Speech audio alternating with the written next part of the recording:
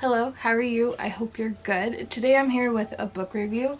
I thought it would be fun to start off my book reviews with Stephen King because, as you all know, I really enjoy Stephen King. He is such an entertaining author. His stories are just so entertaining and bizarre and out there sometimes, but I always have a blast when I read them. Christine was such a fun book to read earlier this year. I read it from the library, so I don't own a physical copy.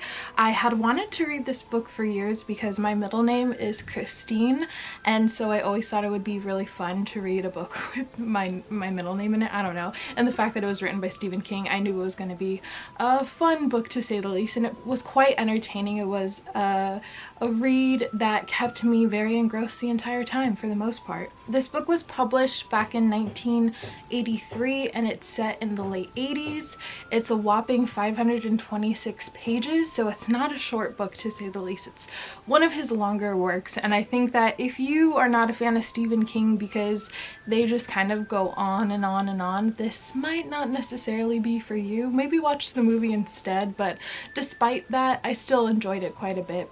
The story is set, like I said, in the late 70s. It's told from the point of view of Dennis. Dennis is telling this story. He is telling the story of his best friend Arnie, and sort of the story of his friend Arnie as he becomes the owner of a car, an old classic car named Christine, and the downfall of his best friend essentially and this car, and a love story in essence. It is such an entertaining, wonky story. Dennis goes on and tells us in this story that his best friend Arnie grew up being more of a nerd. He had like pimples, wasn't the best looking, blah blah blah blah blah.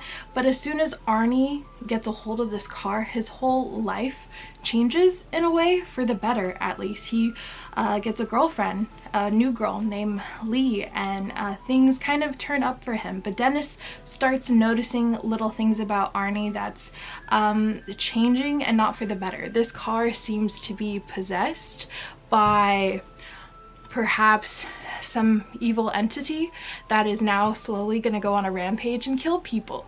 It's very fascinating. I remember in reading this book in the beginning, we follow Dennis as he goes with Arnie, and they pass by this car, and when Arnie sees this car, he has to go back immediately because he describes it as like love at first sight, and he means it too. He doesn't just like think this car is beautiful. He's just all encompassed by this physical car. He needs this car in his life, and the owner of the car who he buys it from is this awful guy, and later on you find out that he might be a part of this possession in this car, a part of the entity. And I don't want to go into too many spoilers in particular, but it's a wild ride to say the least. And I thought this story would be the characters in and of itself. I think the way that our narrator Dennis describes Arnie as a character is so fascinating, because the way he grows up being a nerdy guy, someone who is kind of picked on, bullied quite a bit by these awful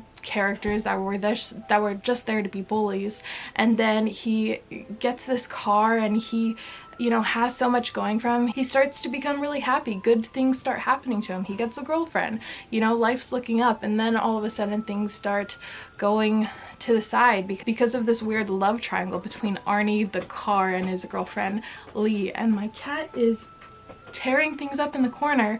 Tarzan, stop. I'm sorry about that. So I really loved the character development of this book. I loved Arnie. Basically, Dennis was really interesting just because I was never fully aware of him as a character. I know he was Arnie's best friend and he was more of a popular guy, but I thought it was interesting how he kind of described Arnie in such a negative light. He never really kind of brought any positivity to him, at least that's how I kind of viewed it, but I don't really know. Moving on from that though, the writing, again, like I said, this is a longer Stephen King work. It is 520 something pages, so there is a lot of details and things that I don't think Stephen King necessarily needed to put in there, and I think if you get bored easily you might start skimming pages, to say the least, but I found it to be entertaining overall. It's just Stephen Stephen King. Stephen King back then wrote in a really gritty, detailed, kind of over the top way. I feel as if Stephen King's work now, I feel that he has been able to take his words and not go over the top, and the words that he uses, he's able to cut his books now more than I think before, and he tells them in the same great fashion, but he's definitely shortened up his work, and I think I appreciate that now a lot more than back then when his books, because they just take a long time to read. They take a long time for me to read, but I definitely still recommend this book a lot. It has a lot of intrigue, there's a lot of mystery, there's a lot of anxiety moments too within this book. It's really thrilling. You just don't know what's gonna happen after each chapter. I also obviously love the character of Christine. The car in and of itself is a whole portion of this book, and I think what Stephen King did with this car is so great because it's such an evil character, but you can't help but love to read about this car. You just want to know more about this car, the back history. I mean, Stephen King went above and beyond for this car, so I love that whole aspect. And if you're a person that loves classic cars and you just want to read a book about cars but you love horror, this is honestly perfect for you. So I really loved that whole side of the story, and I just think it's the perfect Halloween read. You could read it whenever you want, but I think it's perfect for the Halloween season.